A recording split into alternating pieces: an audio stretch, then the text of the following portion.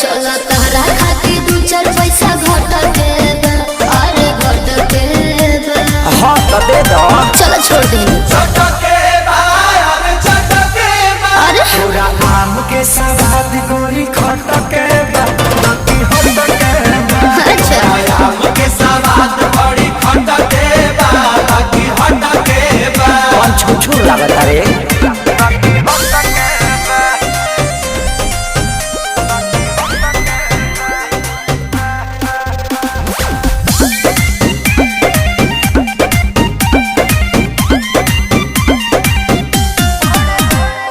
बड़े बड़े साइज बा भावना ना जायज बा सौदा बा पाकल न कांच बा अच्छा।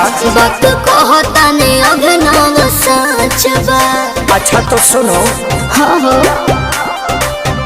तोहरा लंगड़ा के तगड़ा सवाद বেঙ্গি খেতে বালুর মতো তরমুজ খেতে পানে সে বেঙ্গি পাকে ফেটে গিয়েছে এই যেটাও বেঙ্গি আর এটা চায়না বেঙ্গি সবাই আমার বেঙ্গি দেখার অনুরোধ রইল বেঙ্গি দেখে আম দেখে একটা লাইক কমেন্ট করে যাবেন।